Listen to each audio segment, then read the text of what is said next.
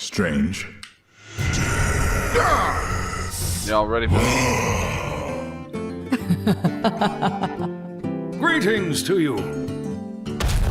Seems you're ready for the real thing.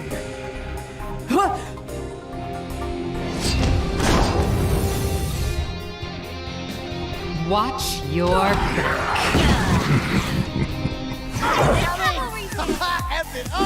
Hey, look at me! Oh, looks like we got an audience. I'm getting good at this. I'm in the groove. Turret online. Surprise! Piece of cake.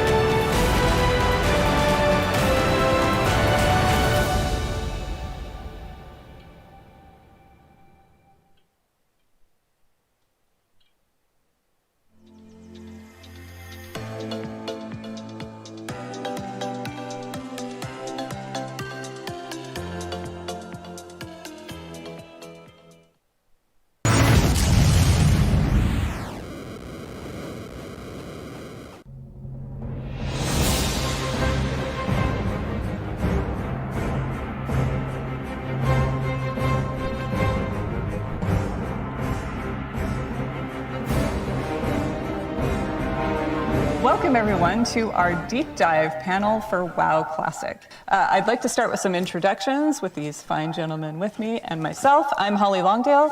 I'm the principal producer for WoW Classic.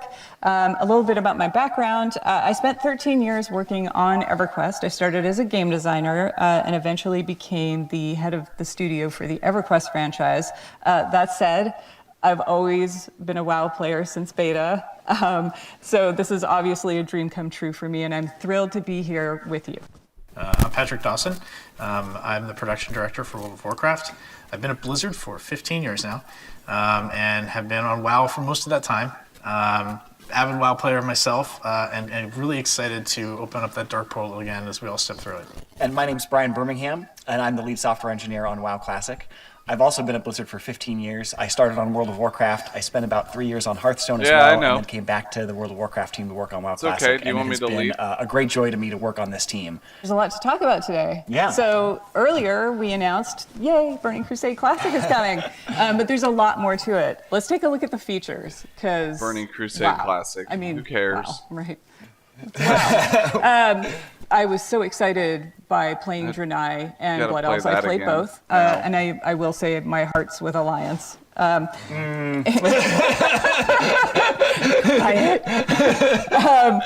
I also took up jewel crafting on my Draenei Shaman. I wanted to corner the market. Just the whole notion of having items with sockets and just exploring that whole system. I'm also a bit of a systems nerd. So I completely lost my time for weeks in there. The Burning Crusade, I remember being there back then. I mean, it was our first expansion ever. So all the new features was like this really cool moment of like, what's coming next, what's going to happen. And one of the things that was pretty impactful to the game was Horde having Paladins and Alliance having Shaman. I mean, as an avid PvPer myself, I remember going back and trying to fight Shaman. I was Alliance back then. And just not understanding that class at all, because my team didn't have it. So like I try to poly them and it'd be like grounding totem. I didn't know what that was. And it's just like, why are Shaman immune to everything? I don't understand. That's not what you said. Yeah, no, I did. No, you said they're cheating. I understood polymorph druids, but Shaman, why? Like now I started to understand Shaman a little bit better. We got some of their benefits. I actually got to see totems being placed down on my side for once, and got to see the frustration of dealing with Bubble Hearth on the other. I remember when I was doing raids, we were always jealous of the Alliance having Paladins for Blessing of Salvation. Like people would be pulling aggro off me, and I'd be yelling at them like, "Wait for 3 Sunders!" And then Alliance is like, "No, it's no problem. Just go." Yeah. So hey, I mean, we were upset raiding like Razor Gore without Earthbind. I mean, really even the playing field for both PvE and PvP, which was kind of cool. But there were a ton of new features and just abilities with this too. You know, as we got to level 70 and got to experience new content and new things. I remember one of my first experiences with understanding what it meant for designed by Blizzard, right? Oh, yeah. Because I was an engineer, right? I wasn't a designer. I was working on like the live ops team at the time, and I was playing my class, avid player of Mage, and I sent this long email to Tom Chilton saying like, hey, here's what Mage needs. The Dawson Manifesto. So it was a well thought out forum post. And what was in it was things like bring back invisibility, let's get a threat dump in the class. And I didn't even necessarily tie those two together, but he was like, that's a pretty good idea, let's get Mage's invisibility. And just knowing that skill was coming along with some other new stuff for Mages like the Molten Armor, the Ice Lances, was just really cool to see all this new stuff in Burning Crusade. On the other side of that, I was really excited about Spell Reflect because I was really frustrated getting polymorphed and being able to like reflect that back on the mage. As a mage, I was not excited for you to get I bet you weren't. And there were even some PvE encounters that had abilities that you could reflect back. So I remember that was really fun to kind of find ways to time that and use it as a defensive ability as well. I was a hunter. Mm-hmm. I'm a hunter also now, a hunter. actually. Yeah, I've switched. But I remember just chasing Beastmaster and just DPS. Yep. That was it. That was the chase, yeah. Talking about that too makes me think of like the arenas and the arena system. That was a whole new world for us, you know, with Battlegrounds and the way they worked before. Like the way the matchmaking happened, usually I was pretty competitive in PvP, so I would either get in there and stomp the enemy team who was just there to be casual, or, you know, even though like we were a good team, we weren't like the best of the best. So when we ended up going against one of those teams, it was just like, well, geez, we're just getting stomped now. This is tough. Arenas gave everyone an opportunity to play against equal-minded opponents, right? So if you were a little bit more casual, I'm like you get the not opportunity doing to play much against people in who this weren't maybe so battleground because I don't even know or what if to you do were, in this like, one. cutting This is edge, the fucking go Isle for of it. Like, try to Conquest be one. the best of the best. And what was great about that is it really just it spawned an esport. Like that wasn't we didn't design it for that. We just wanted people to have fun. I don't know where to find but when we noticed like, hey, vehicles or everybody's anything. playing this, everybody's like competing in this, people are watching it. We had to embrace that. We started featuring it at BlizzCons, and we've been doing it every year since. Yeah, it's really awesome. I think one of my favorite things to recollect was the exciting zones that you would travel through. One of my favorite memories was actually in the first zone, Hellfire Peninsula, and it was adventuring around in Hellfire Peninsula, going around and doing all those quests, and always living in fear of the Fell Reaper, because you'd be out there collecting parts from like a broken Zeppelin, and you'd be fighting off your Hellbores, and then all of a sudden you'd see the screen start to shake, and like these thump, thump, thump, and then. And you're like, oh my god, I gotta run, he's right on top of me.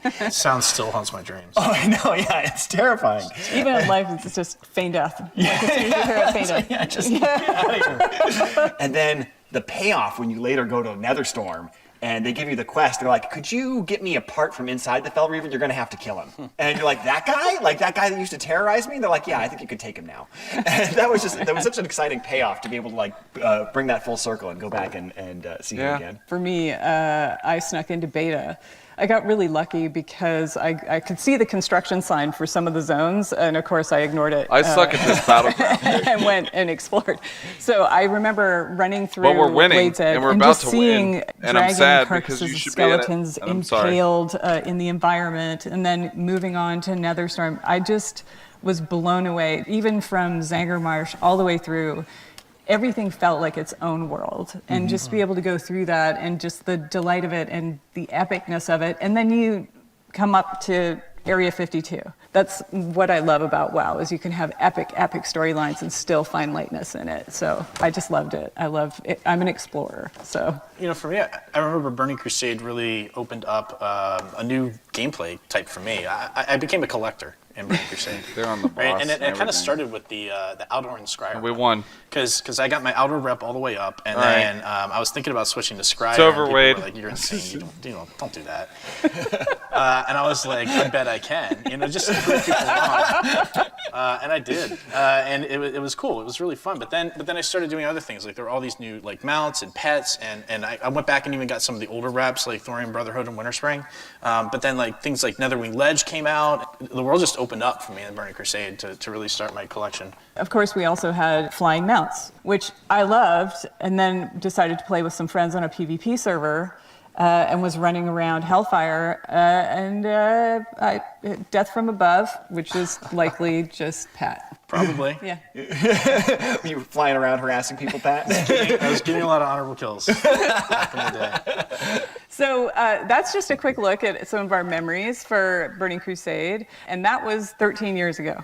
So that code has been hanging around for 13 years. And we're not just doing a save as Burning Crusade Classic. Oh no, it's a lot harder than that. So let's get into some of those details. So one of the challenges has been that we don't actually want to ship on the old code, and the reason for that is because it's got a lot of bugs and difficulties with the architecture that we don't want to have to deal with. But we do want that old data, and we talked about this when we did the original launch of Classic. Was how the data is really the thing that describes how the game is supposed to be played and what things are supposed to happen in it. And so we want to bring that old data and we want to run it on the modern code, the same as we did for Classic. And there's like 750,000 rows of data that we have to go through and convert from their old formats to their new formats. And fortunately, we have really talented engineers, and we run automated scripts that go through this. But even after we've run these scripts, we have to compare them with how it used to behave and make sure that we've actually done the conversion correctly. And then there's even some things that are making it more difficult this time, like the fact that we've made a couple of minor changes or bug fixes in the Classic data. And we want to make sure that we keep those as we're going into Burning Crusade. So we have to merge those changes with the changes that happened with the Burning Crusade originally, and make sure that we have a coherent set of changes that make sense to bring us from Classic into the Burning Crusade. There's an enormous amount of time spent looking at, okay, this is how it came out now. We have a reference client. Yeah. That is dude. the original. That's right. We do use the old code for that. So like we still have it. We just don't want to ship on that anymore. But we have like the old code with the old data, knows exactly how it's supposed to behave. So those things work together, and we can bring that up internally and take a look at it and say like, okay, this is how it was back then. This is exactly what it used to look like. And we do sometimes find things that are bugs we still want to fix, but a lot of times it will tell us like, oh, this thing is not a bug. This is actually the So you guys got married or this is something February 18th. we don't really remember right. There's a tendency to want to chase your own memory. Like, That's I remember fucking it being cool. like this. And it's like, no, it's not always exactly the way you remember I really it. did like Everybody your has that pictures kind of you took, human though. failing, even us. And so a lot of times we'll have an argument. You guys I remember look it this way. adorable. Well, I remember it this way. Let's go and check. We can look. Well, another reason to ship on the new code is really just the years of stability improvements and the fact that the world didn't look the same back in 2007 as it does today. Like, That's true. There wasn't cloud architecture at that point. I remember I had the privilege of being on the live ops team where I got to see what all the servers looked like and how it was all architected. And to pull back the curtain on this a bit, the way it was is everything was its own like server, right? Like they didn't really talk to each other very well. So each realm had 11 blades on it. And these blades were just bare metal blades, and like one blade was for Azeroth, one blade was for Kalimdor, one was for God Outland, for that, right? And then we had some for instances. and back then, what said, would "Fuck happen yeah." without cloud is you would try to request resources, and maybe a lot of people were running dungeons. And so it would give you back things like transfer aborted, instance not found. Oh boy, like we don't want to go back to those days. Right. So now we That's can a take good advantage of woman you things got like the there. cloud and not have those resource issues. So shipping on this new code is a big improvement in stability. Yeah, and so we're basically Dabs. we're weaving all these threads together. We did finally get a build for Burning Fed Crusade to the Classic. pigs. Super excited. With the team gets together, we're preparing for a playtest, and we go to create our characters, and we You ready see for this? I don't know if you're ready for this, this Wade. blood elf who, he remembers Fucking- the sun well. He forgot his pants. Yeah? Yeah. So everything didn't work the first time? What? I know. Yeah, I did mention like we had to go and Sabotage. check for problems in those conversion scripts. And so yeah, sure, I like it. sure enough, what's going on here is that this guy thinks You're he's not dressed, wrong, but he isn't. And you can see why he thinks he's dressed if you Does look that down happen this. to you a lot?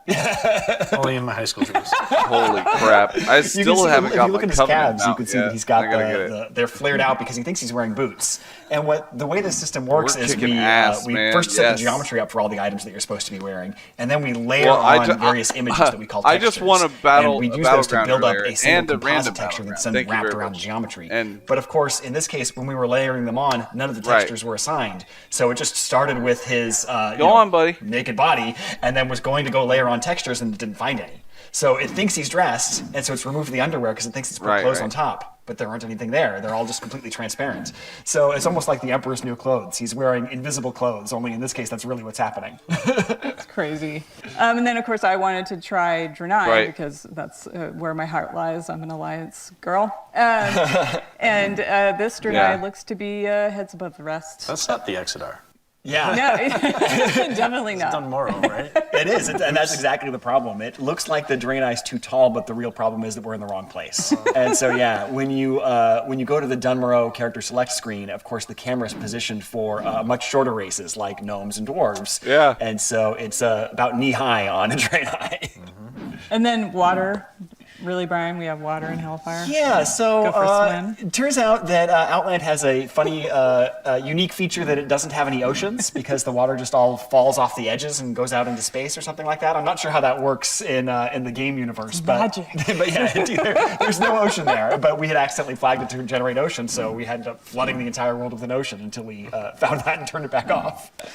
So through all of these processes, yes, we're obviously we're fixing what is broken, but also we thought it was a good time to start enacting what we call #some changes to gameplay and how things should work. Yeah, I mean, when you think about it, like Classic, our guiding principle was no changes. The goal was to provide as true to life, authentic experience of Classic that we possibly could for the community, and we accomplished that. What was interesting to me is to see this vibrant community that embraced it and then said, hey, but we're not exactly the same as we were 15 years ago, right? And they're right. Like the times have changed, the world has changed, and so some of those things that maybe of were course. out there that were not great and were warts Pissed me back off in a the little bit, day sorry. is not something that we would want to ship again. Like something that feels a little buggy, or Just a little wrong, bit. or incorrect. So the idea behind this is let's provide what the Burning Crusade experience was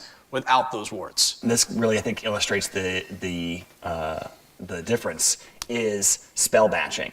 We actually had a lot of requests originally for spell batching in that kind of no changes charge, where they said, hey, I remember when I used to be able to have two mages polymorph one another and they would both end up polymorphed. And that's cute and fun, and I kind of like that. And so we said, okay, well, we can put that back in.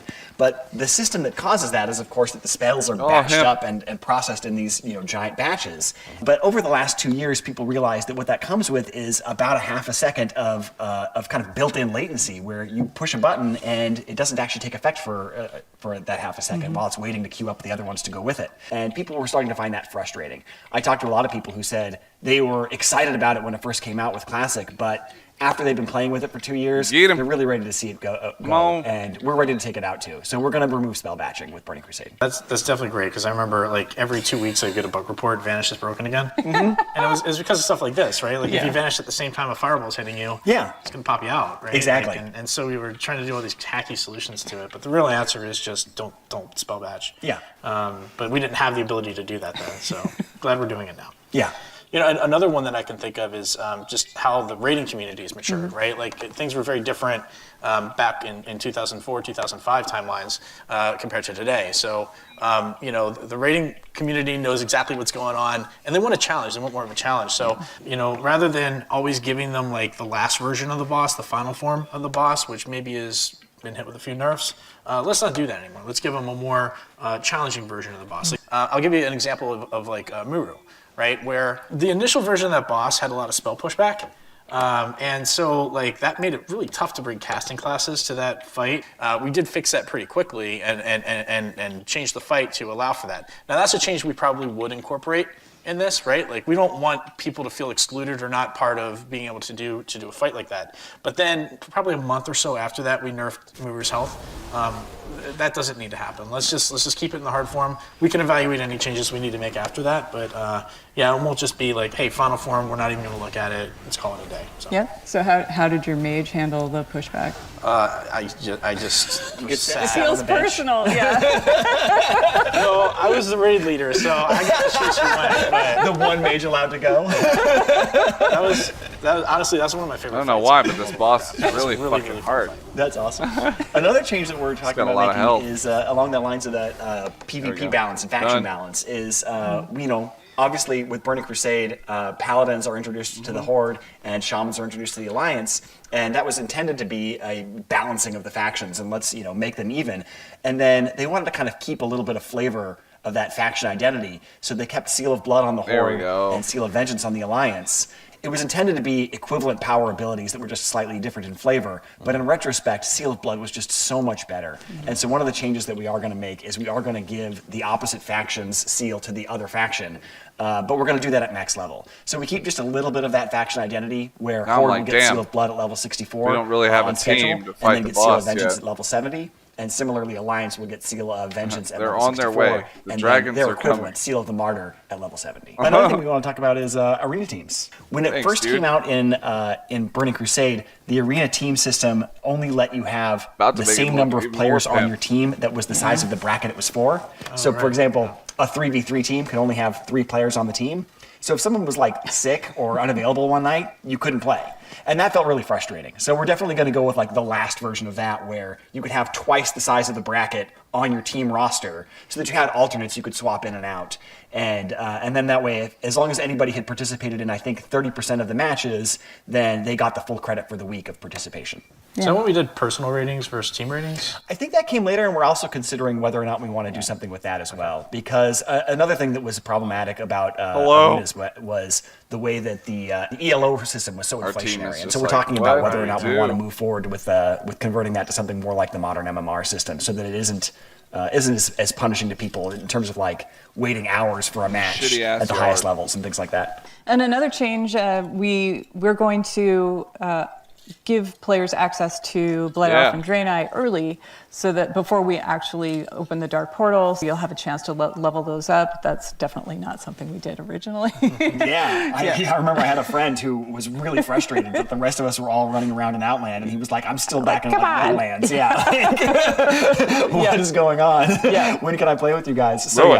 I'm really glad we're doing that. Yeah. Doing that with pre-patch? Yes. Yeah, that's the plan. Yep. Very cool. Yeah, pre-patch will come out and you'll be able to go start your Blood Elves and Yep. Draenei. And then content. So we've got some phases happening. Yeah. So the content phases that we got coming are exciting. We're going to start with Karazhan and Gruul's Lair and Magtheridon's Lair. And we want to start about with to just lose? that released because we found with Classic Yeah. that people really enjoy that kind of gear progression. And that's where all the tier 4 gear is with those raids. And we want people to have an opportunity to level up, catch up to their friends, and all kind of go through these things together. So as we unlock each chapter, we want to make sure everybody's had enough time to be part of that chapter. And the next chapter after Come on, that guys, will be fuck phase 2, 'em up. which will Do be Serpent something. Shrine Cavern and Tempest Keep. Yeah. Then next we move on to phase 3, which Insane is amount of Hyjal and the damage. Black Temple. And the reason that's a change is, of course, Yeah. originally Hopefully we Hyjal win.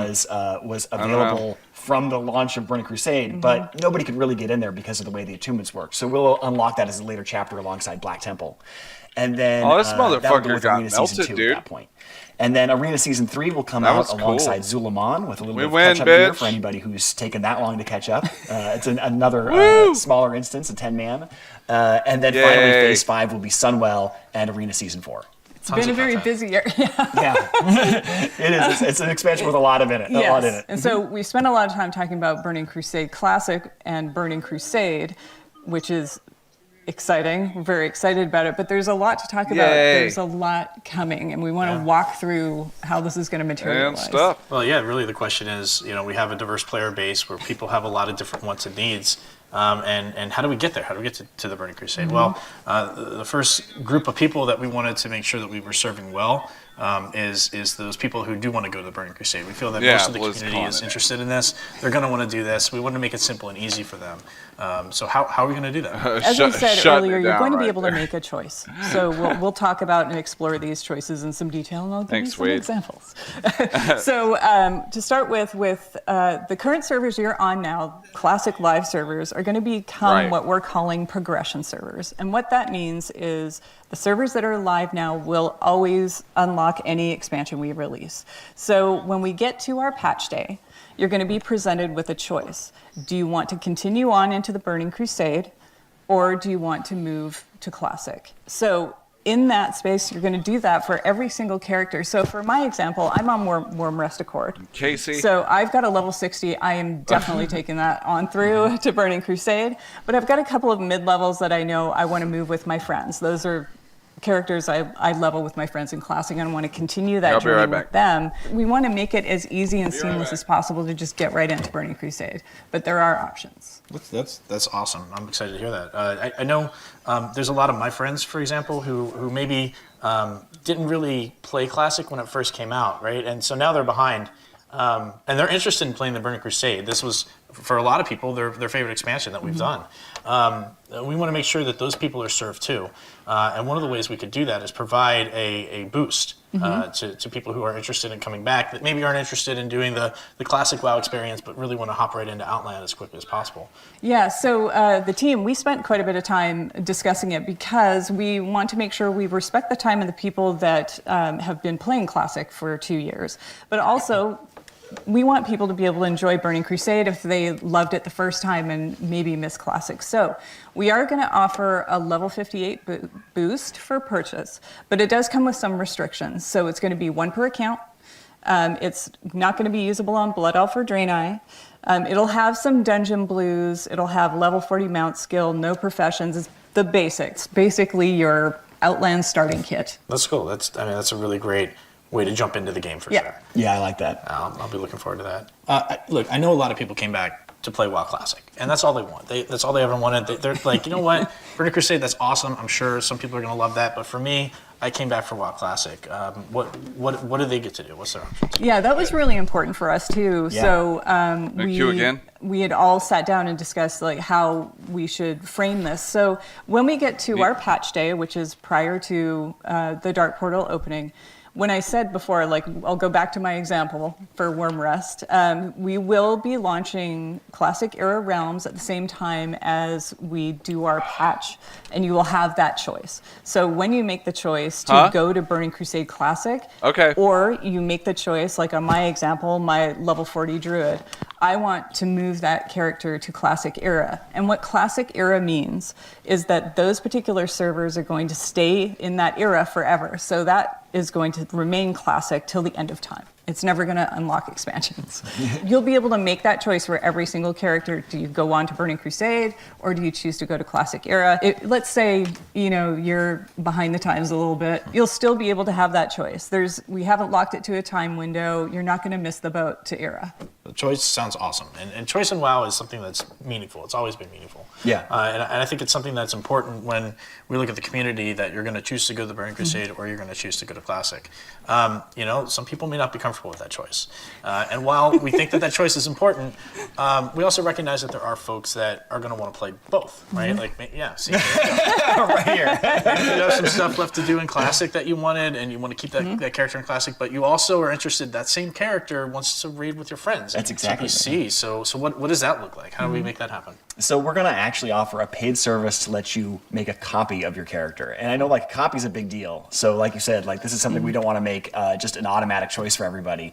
But I know that for me, it really is going to be like that pull to go to both places. So I want to be able to say, like, you know what, I'm willing to pay some money for this. I want a copy of my character that lives in Classic Era forever, while I also go to Burning Crusade with that with that character. And that way I can stay with my friends who are really excited to go to Karazhan. I'm really excited to go to Karazhan. I want to see my hunter go through Karazhan, but if I'm missing like a couple pieces of my tier 3 set from Naxxramas, I still have an opportunity to go find a new guild there and go through Naxxramas again until I finish that set. we're going to be spending a lot of time communicating these details. So even as much detail as we're giving now, it's very high level. There's going to be a lot more detail to come. So keep an ear out. But with that said, so Pat, when's all this happening? Oh. Soon. Yay! So yeah, this is something that is important to get. People are still playing through Next Rammus. We want to make sure that they have enough time to do that. But what we are looking at, this will be happening in 2021. For sure, we are committed to doing that. And what we're looking at is starting the beta rather soon. So hopefully that beta will go up and we'll get that running. The community can come and participate, help us out. We'll start to hear some feedback on the things we've talked about today. If there's any adjustments we need to make, we want to make sure we have a long enough beta period for that to happen. And then we'll get that out to the players so you can all enter the Dark Portal. Yay! Yeah, it's exciting. So any final words? Yeah, I just talked about the beta, and I will say just to the community, you all have been so instrumental in making Classic the success that it has been, and you will be equally instrumental in making the Burning Crusade a tremendous success also. So please get in that beta, play, give us your feedback. We want to hear all about it. So enjoy, welcome, and let's have some fun. Yay! Yeah, and it's been the highlight of my professional career to work on WoW Classic and have the support and love of this community. It is really special to me, and I'm really excited to be sharing this with all of you in the Burning Crusade. Yeah, and for me, I've been playing Classic since it launched, and I wasn't working at Blizzard then, and it's changed my life, obviously. So from me and the entire WoW team, we want to thank you for bringing Azeroth to life for us. So we will definitely be seeing you in game in whatever flavor you choose. And until then, stay classic. Sweet.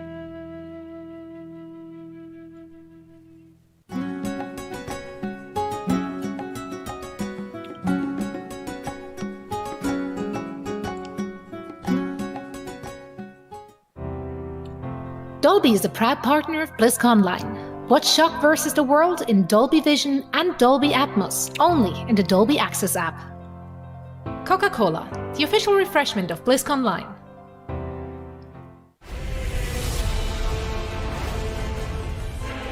I am renowned 7 now. Bitch. Fuck.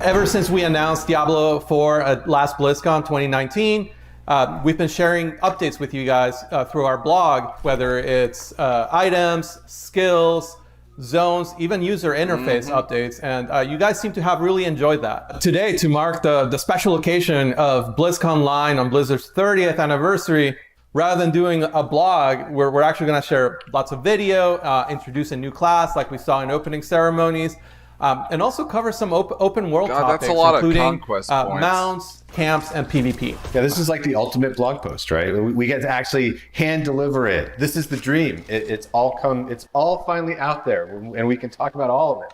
Just in case some of you guys missed it during opening ceremony, let's take another look at the Rogue Announce video. Your prayers do not fall on deaf ears. Just now, they are being heard. There is justice within the light, but you have to be patient. Now, pray with me. May Akarat guide and protect me. May Akarat guide and protect me. May he shepherd my soul May he shepherd my soul. and grant it mercy. And grant it mercy. What are you doing here? This is not the time. But this is confession. And I have sinned. I was a thief who stole from those more fortunate. I strayed from your light and found my trade in the shadows. They call it murder. The rogue. I say, job well done. Oh shit.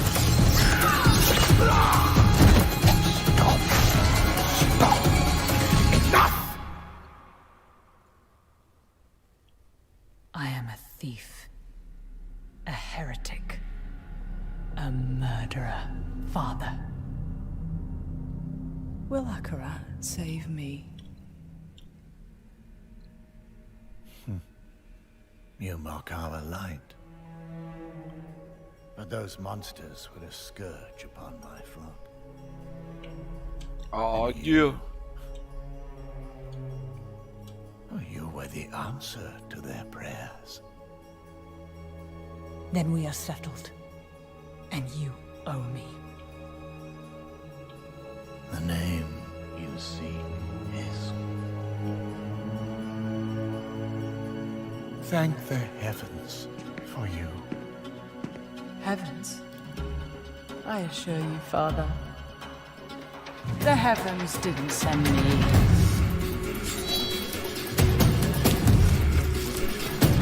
Good shit.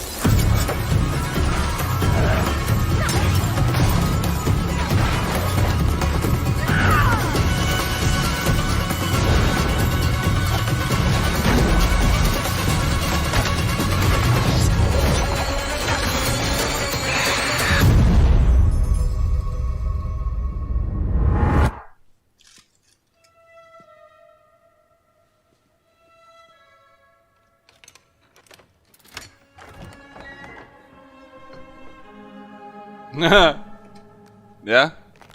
Gross. It's just a bunch of penises hanging.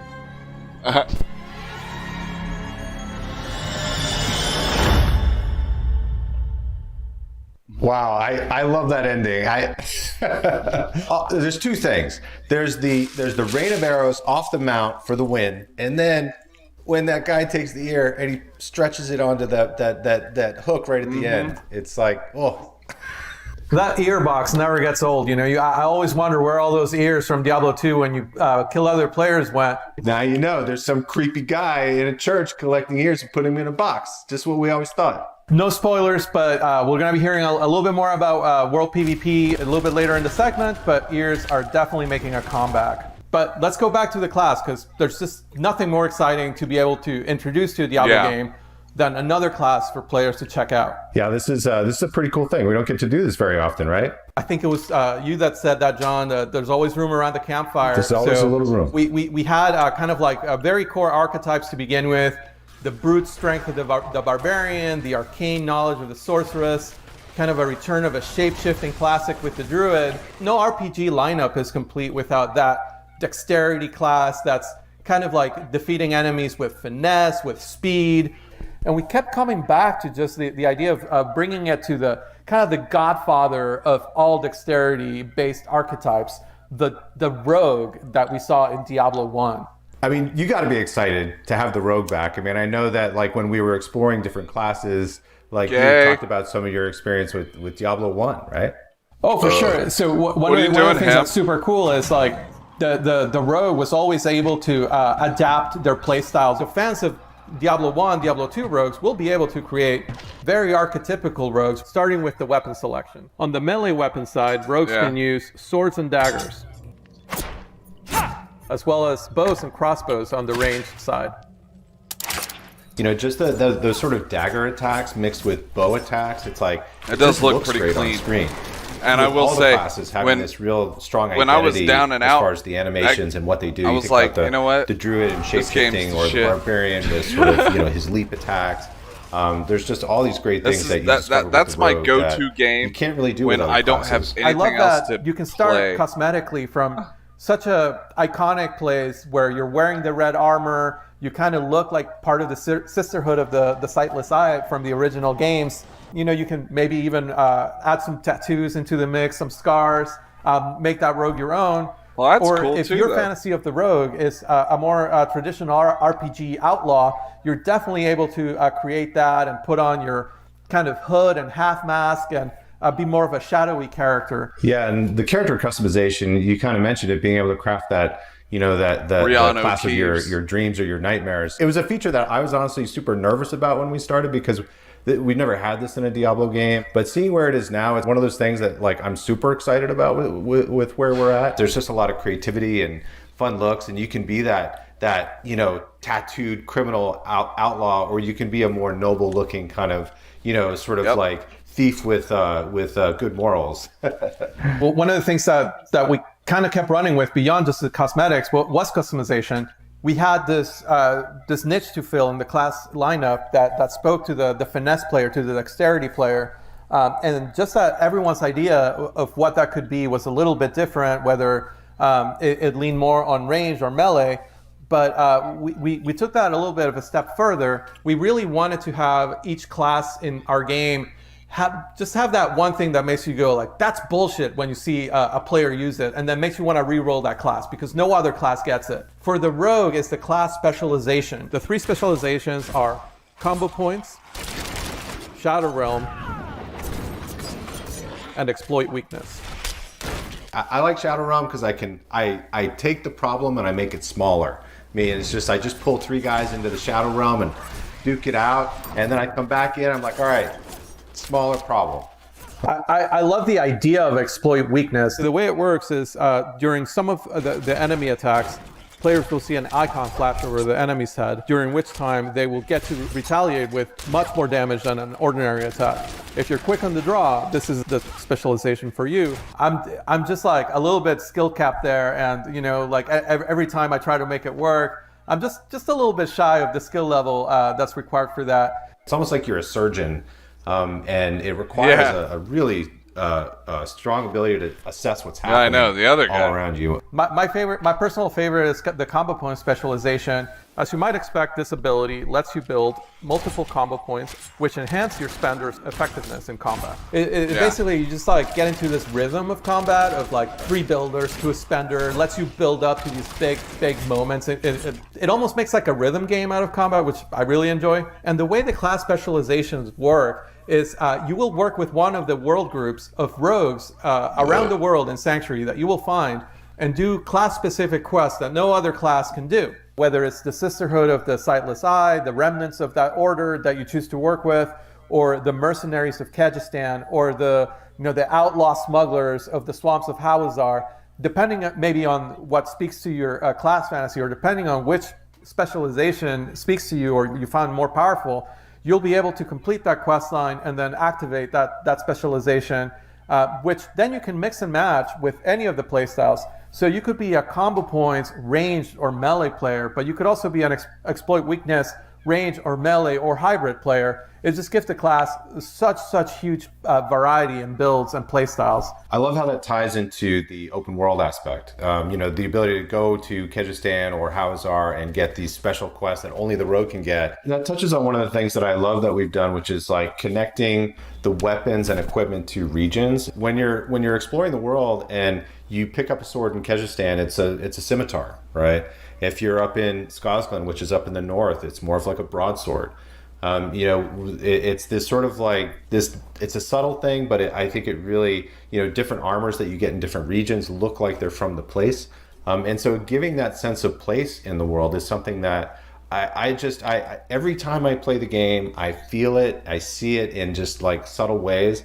and just really enhances the overall sense of immersion and experience. And I just want to see what's around the corner. The weapons are also, like, going back all the way to Diablo 2, just such an integral part of the class, and the ability to augment your weapon through magic, through enhancements, is just something that really spoke to us when we tried to tap into the core of the class. Going back to those mercenaries that you could hire, it was always kind of cool to see what kind of special arrow shot they would come with. And it's something we paid homage to with the imbue system, all the way from directly elemental imbues like the frost imbue, which feels a lot like the ice arrows that the D2 mercenaries used to shoot, all the way to, we expanded it to feel a little grittier, a little darker, into things like poison imbue and shadow imbue. Just the ability to take any sort of attack and kind of mix and match with those imbues. Once that kind of clicked for me, that I could take any ability and imbue it with either of those elements. Rain of Arrows with frost and Rain of Arrows with acid is completely different, right? Like, you're essentially freezing the battlefield, and then I just love poison imbue because of the gruesome deaths that all the monsters experience. And we've had a ton of fun making that art, so it's always fun to kind of see just to feel the goatmen melt into nothing. You just kill everything on the screen in a gory mess, which I never really gets old. It's a really flexible way to take a build that you're already comfortable with, that you already like. Say you're really comfortable with Flurry and Shadow Step as kind of your melee skills, and you find yourself needing more crowd control. Without changing your playstyle, you can just add the Frost Imbue to your bar, and now you're able to use those same abilities to slow down enemies or build up to a full freeze. Yeah, and Frost Imbue plays pretty well with group play as well, right? Where I can freeze an enemy and somebody else can blow it up. Or also the way that chills work in the game, they build up to a full freeze. So if your best buddy is a sorceress player, your chill spells and your Frost Imbue chills will actually build up faster than if you were using a single player. So just ask to open with Blizzard before you Frost Imbue, and you'll basically be freezing enemies twice as fast, which is super awesome synergy. So the last thing that's worth spending some time talking about the Rogue is like how mobile the class is, just how able the class is to kind of close the gap between themselves and the enemy. Even while they're mounted, you might find yourself, a full screen away and just dismounting into a rain of arrows, closing the rest of that gap with maybe like a dash, and then getting back out of there, dropping some caltrops. They can basically control the fluid motion of combat in a way that no other class can. That's something that beyond all of the other customization options that you have, whether it's the playstyle, whether it's the range at which you engage with enemies, whether it's the cosmetics, just the sheer mobility of the class lets you just adapt to the situations. Even when you would have totally been toast as another class, a room full of elites, you're able to use offensive abilities in creative ways. Abilities like Shadow Step, right? Like abilities like Shadow Realm, abilities like Dash. So you're able to kind of like use them to your advantage in a way that gets you out of a very dangerous situation by picking that one lone skeleton archer that maybe is not surrounded by everything else. You can Shadow Step there, get out of the way, and live to fight another day, which just feels like such a Rogue thing to do. When I play the Rogue, I really do feel like surgical precision. I really feel like I can move through the whole screen without.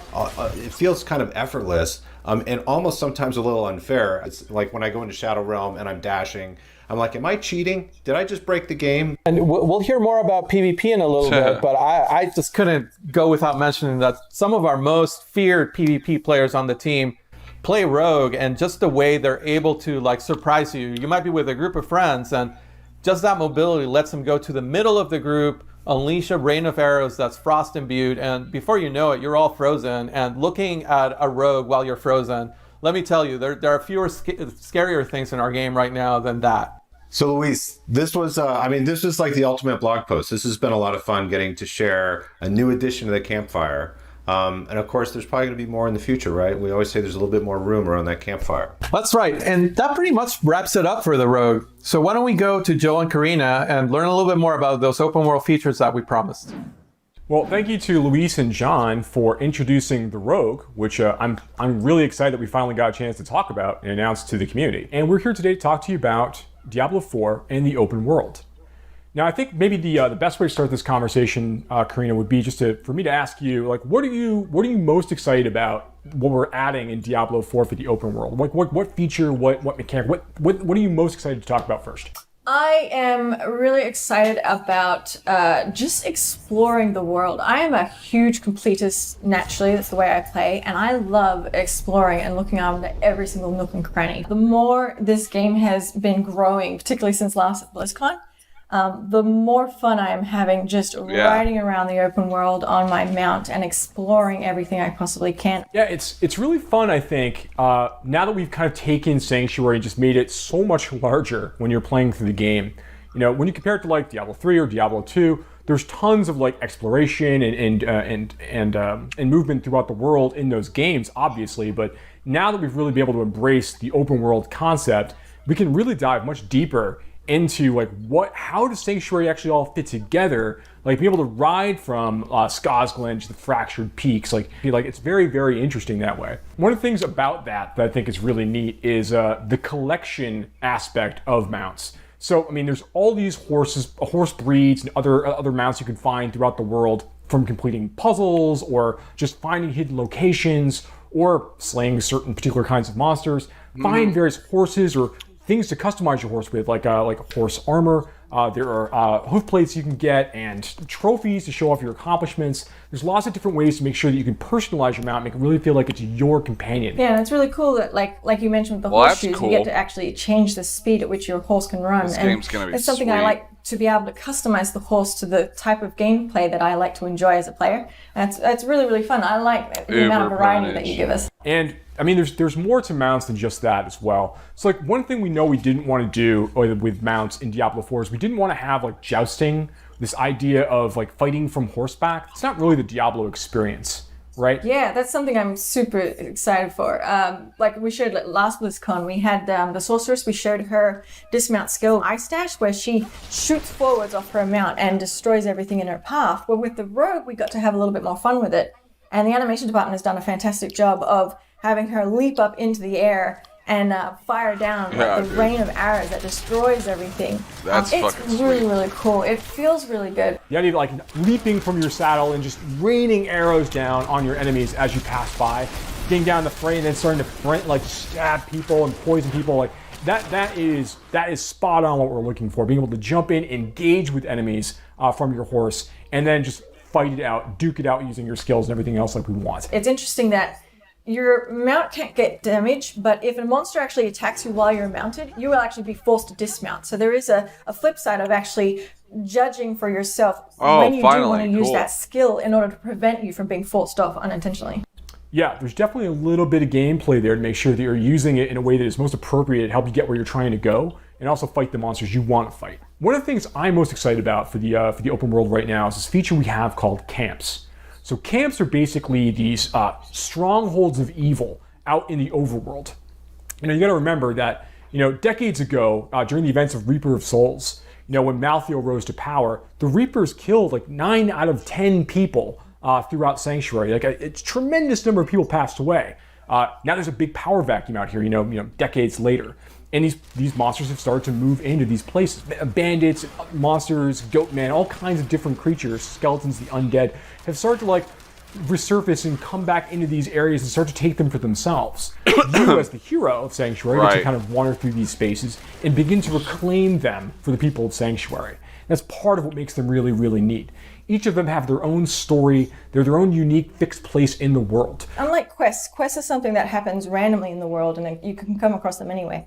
Camps are a permanent fixture that you as the player, when you come across that evil, you can actually have a real impact on the open world that everyone else can see, because once you have defeated that evil, one of the really fun things is that you basically unlock that camp and you make a new waypoint that previously didn't exist for yourself, but like suddenly all the marketplaces open up and now you have a blacksmith vendor in a location that previously didn't exist, which I think is really, really cool. Now, what we're looking at here, this was a village, the village of Karayisu, which now has fallen to ruins. You know, the people here in the Dry Steppes had a problem. The problem was there were bloodthirsty cannibals that dwelled nearby and would regularly raid their community. And the people had to come up with a solution. They weren't strong enough to defend themselves from these cannibals. So they made a dark bargain with the demon. And they were able to gather enough power to push these cannibals out and protect their community. But not without great cost, as we can see here. You're kind of helping resettle parts of Sanctuary in many ways when you take these camps back from the enemy. Vendors will come back, and now suddenly there might be like new quest givers, new stories that need to be told. Dungeon entrances can appear in some of these places afterwards. Like there's all kinds of things that occur after you take over the camp and liberate it from these forces of darkness. And again, it's just so cool to see you permanently change the world as you find these places and kind of wander through and solve these problems. One of the other neat things about camps, and in general, like the overworld, just broadly speaking, is we have so many more opportunities now to kind of play with movement. It pushes the bar vertically as well as horizontally, and we now have been playing around with the idea of jumping across chasms to allow the player to get access to a location that they previously didn't have. There's all kinds of areas where players like find their own path, allowing them extra movement options they haven't had in previous Diablo games. We are also in a vertical top-down camera for the environment, and so it really breaks up the plane that you typically see as, like, not only as a developer, as an animator, but also as a player. There's such a huge variety of things that you can possibly do to mix it up and make things a little bit different. There's like certain puzzle elements to it. That it's not so straightforward and not always obvious. So it's not just a matter of running through the world and getting, to your goal. It's you have to think about it. Yeah, definitely. Now, Karina, I know that you're very excited about PvP. I'm a huge fan of PvP. I love the first time that we all actually had a chance to, as a whole team, play PvP, because the amount of feedback that generated, I think it took design like 3 days to go through it all. And what that showed me is that I find everyone they either love it or they hate it. And I personally love it. I really enjoy it. So the way that PvP works is that the hatred of Mephisto has been bubbling up from hell and has created these areas in the open world that you can freely walk into that kind of consumes you and makes you turn against your fellow players. PvP, even in these areas, these fields of hatred, right? Even in these spaces, it's not like mandatory. So these are optional places players can choose to go to kind of collect shards of hatred that they can collect from like killing monsters, from completing events, opening chests, all kinds of ways to earn these things, not necessarily just killing players. And as you earn these shards of hatred, they're kind of in an unpurified state. They're in a basic state. You need to bring them to a purification event in order to turn them into a currency that you can then use in the nearby like small encampments around the fields of hatred. And what's really neat about that is that when you're trying to purify these things, that's when everybody nearby finds out and hears like, oh, okay, well, someone's actually trying to complete a purification ritual. We need to go and kill those players and take all of their shards before they finish. But once you purify them, they're yours. You can't lose them. But before they're purified, they're free game. Yeah, I think it's really important to note that, like, even if you don't want to engage with other PvP players, you can actually explore those areas and collect the shards of hatred from specifically monsters. But the second you need to then turn them in and purify them into a currency where you can spend them on gear, trophies, and other content, you actually are hostile yourself and actually can be attacked during that single moment. But I think that really creates a lot of opportunity for you to team up with friends for just that one little moment in order to gain the reward that you spent so much time collecting. So you called out earlier that the shards of hatred are used for like some of the vendors you could find in the fields of hatred. There are some special vendors that only kind of arrive in these areas. They'll have special costumes or new mounts and weapons and things along those lines. Nothing that's like strictly more powerful than stuff you can get in other parts of the game, but stuff that really like speaks to your desire as a PvP player. And I think one of the things that's really kind of neat about the system in general is that as a player, if you choose to go hostile, betray other players that are near you, try to get as many shards of hatred as you can, you're going to slowly begin to kind of like infuse yourself with that same curse of Mephisto. And you're going to become a vessel of hatred. Now, once you do that, everyone within a very large radius of you is going to be able to see you as a threat on the map. And they're going to get a bonus for killing you. So when that occurs, you have a set amount of time you need to survive. And if you're able to do that without running away or jumping in a town portal and trying to escape, if you're able to do that and finish that period and manage to escape or defeat your people who are coming to try to destroy you, you're going to get a really big bonus at the end. And that's been really, really exciting to watch in our playtests already as people are like kind of wrestling for this status and then trying to defend it once they actually achieve it. Yeah, and there's also the ears that you get to collect as a trophy. It harkens back to D2, where I think you could sell the ears for 1 gold. I don't know if we're going to be doing that. I know we were playing around with them as a currency at one point, but I think right now it's just a cool trophy that you get to collect and show off. Yeah, right now, very, very cool trophy. The thing was really neat about the Diablo 2 ears, like you could fill up your whole inventory with them, obviously, but being able to see like the people that you took the ears from, like seeing their character names on there, was always like the interesting, fun part. Kind of like proof, like, yeah, I got that person that time, right? So we want to make sure that we embrace that aspect of it. That's the important part for us. I think that's going to be a really, really great callback to Diablo 2 PvP. Right, yeah. So I love where PvP is going, and I love that it is such it's only one part of how large and open the world is, and really harkens back to the adventurer in me when I play the game. How do you feel? I'm super excited as well. I mean, there's so much to look forward to in Diablo 4 right now. Like what we talked about today just scratches the surface. In general, as a Diablo fan, there's a lot to be looking forward to in the franchise in the future. Thank you so much for watching today. We look forward to speaking to you more about this game and others in the future.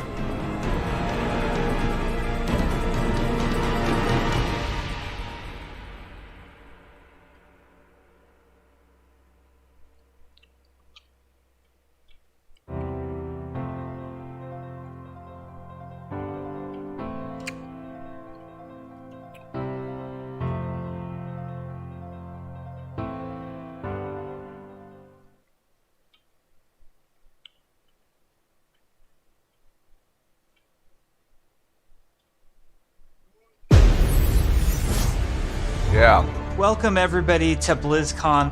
We know that you all want to hear more about Overwatch 2. Allow us to invite you behind the scenes to explain more of what we're doing and why. Everybody, please hit record. Yay, Overcrotch. We lost Scott. Oh, no, I'm just Off to a good start. This is going great. We've been assembling one of the best teams that I have ever worked with. I'm nervous. And I'm so How the fuck are proud you supposed to of the rescue progress souls from the that wall? we have made together.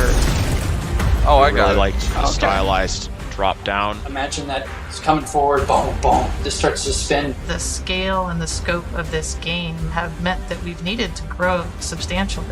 We have to. Sorry.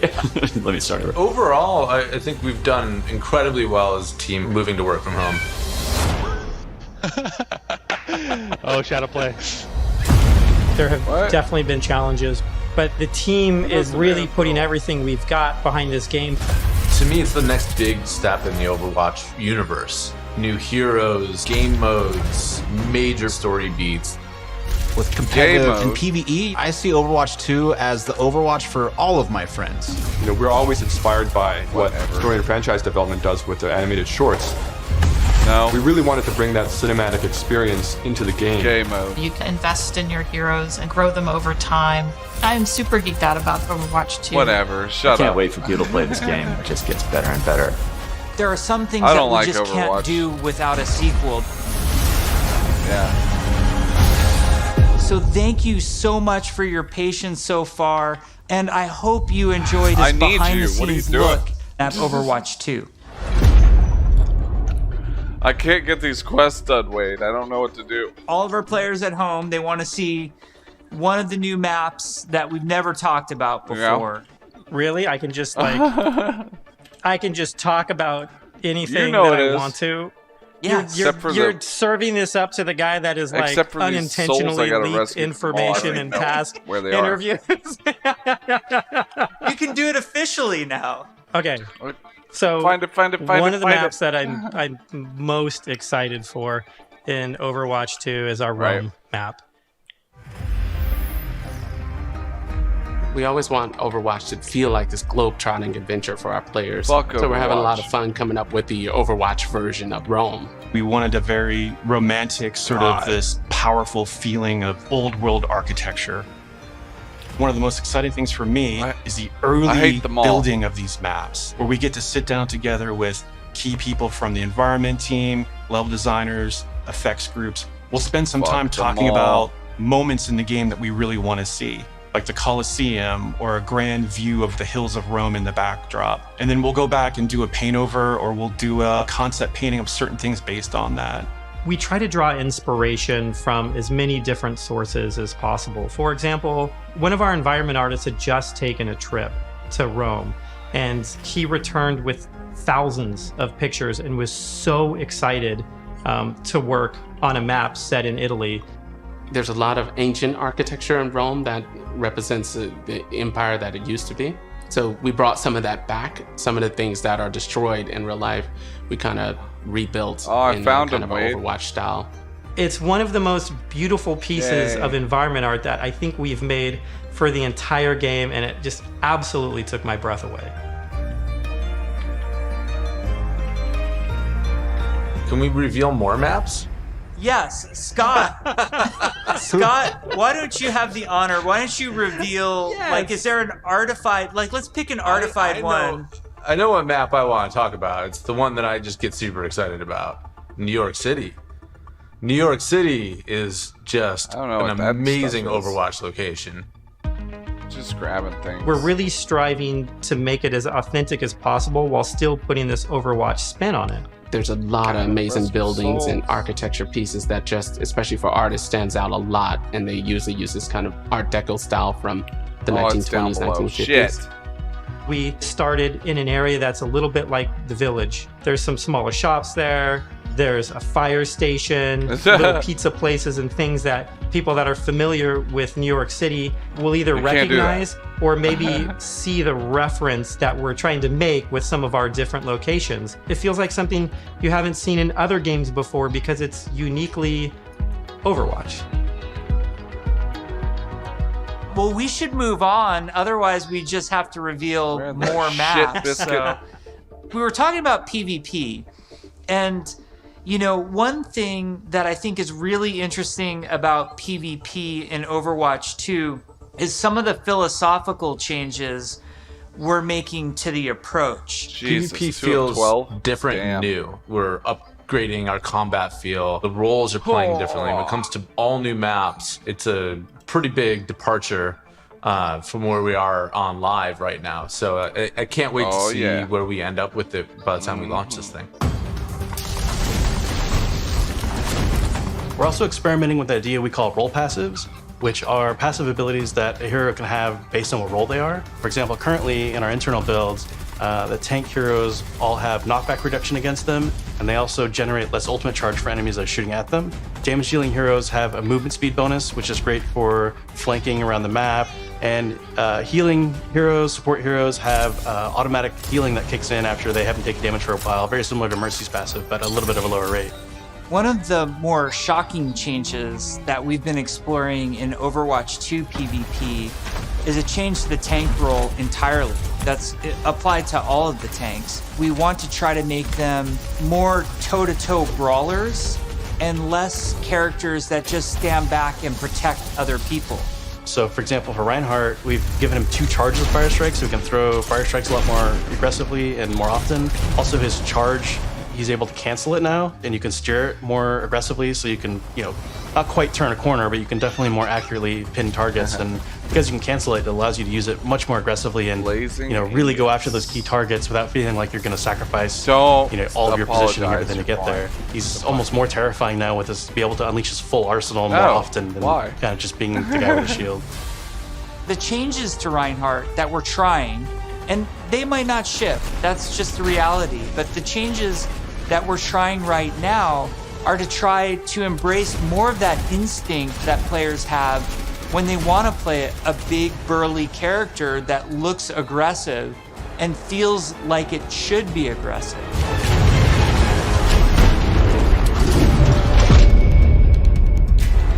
Shortly after BlizzCon, we spun up this group, our Combat Feel group, to really just work on what happens when a player holds the trigger. We're putting a ton of effort into looking at all of our characters and trying to give them even a more visceral weapon feel. From sound to VFX to animation to the design of these units, all new sounds for a lot of our weapons in the game, and a whole new sound system that's driving it. And we didn't just level up a unit, we leveled up the rest of the game. I don't know. That's a good question.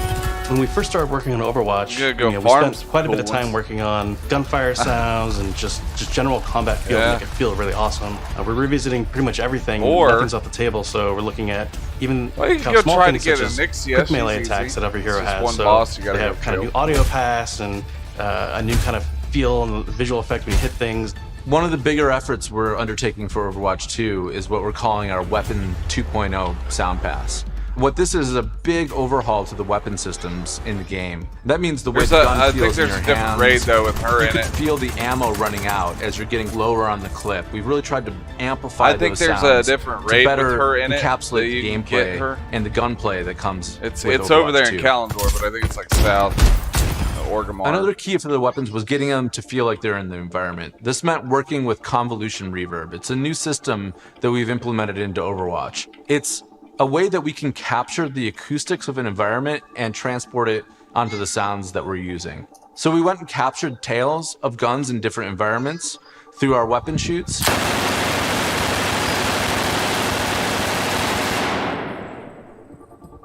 Oh, damn.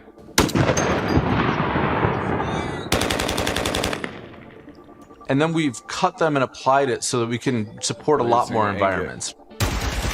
Now we're supporting outdoor, urban outdoor, warehouse tales, tight tunnels, small rooms, and it gives a lot more presence to the weapons and the way that they react in the world. The shooter genre has evolved a lot since Overwatch 1 came out. On top of that, I think we really want to push the visceral nature of how we do combat. So we focused a lot, not just on the wonderful sound effects, but also with how the gun moves as you shoot. So you can really feel every single shot leaving the chamber. And there's a lot of subtle little tweaks we have to do on the gameplay engineering side to make that feel really visceral.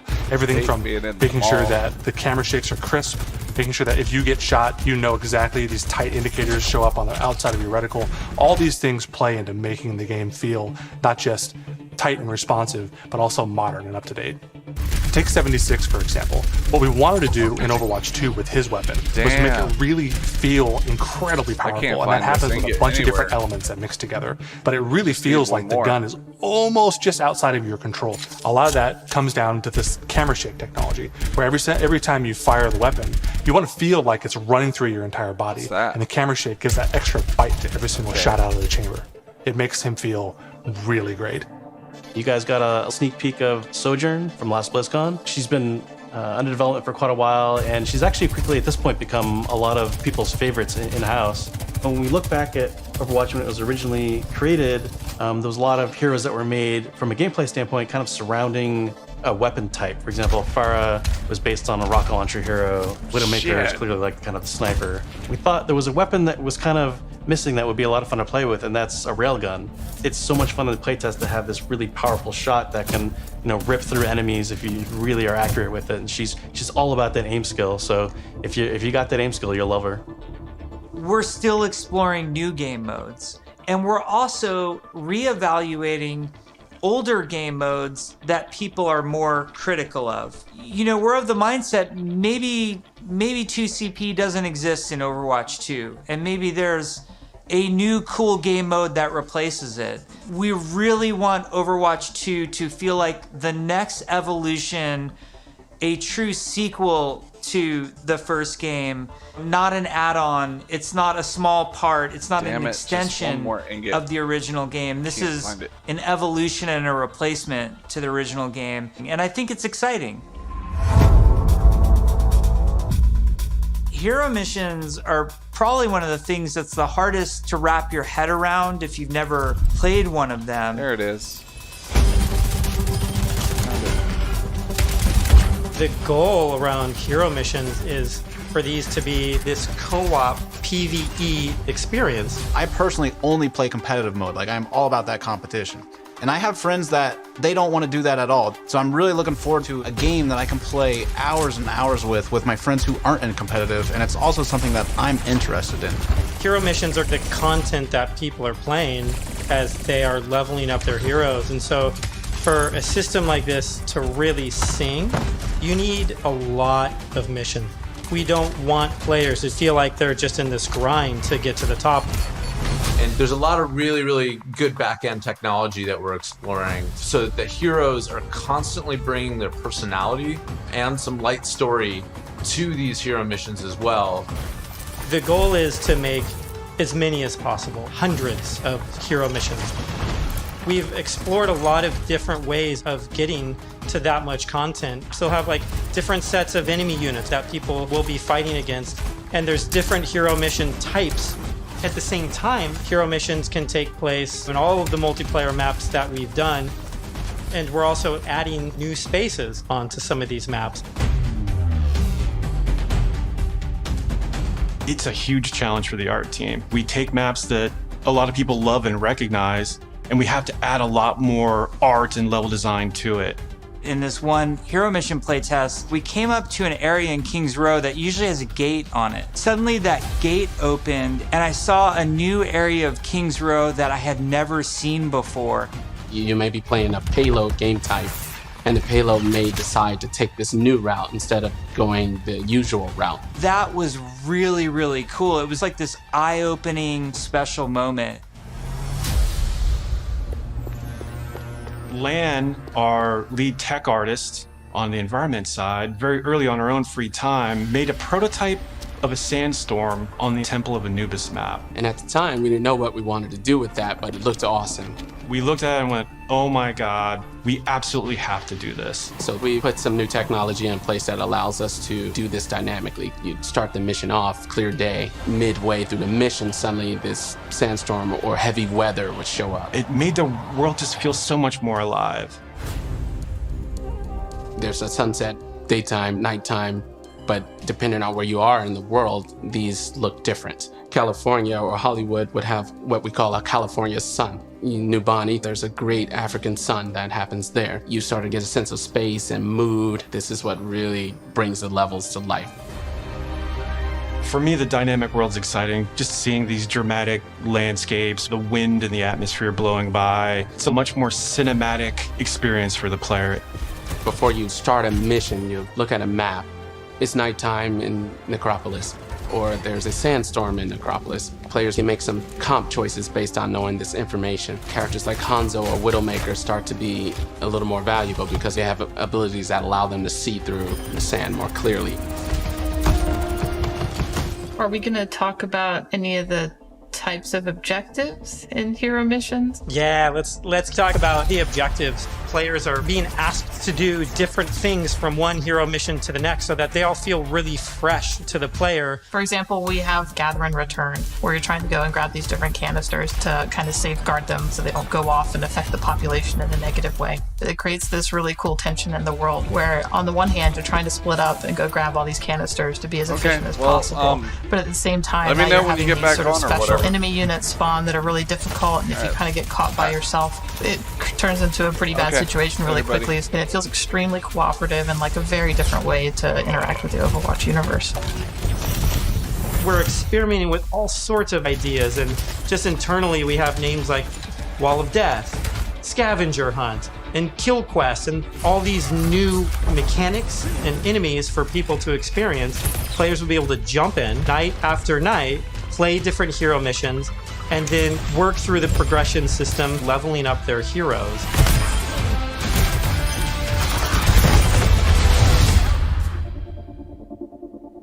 At BlizzCon in 2019, we started to talk about progression, and we showed the very early version of our talent system, which I think was really cool. We had that one talent where like Meg became the rolling snowball, which was a big hit. We've really blown that system out. I'm real excited about talents. You can play the same hero in so many different ways. Now with the skill tree, you can have fun every night doing different things and kind of experimenting.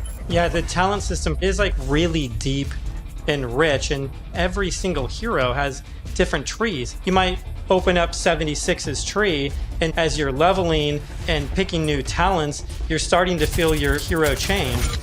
We've had some pretty hilarious versions of the healing one where his biotic field travels with him. It also repulses enemies. We called it the snowplow build, where 76 is like running through spaces, pushing enemies away from them.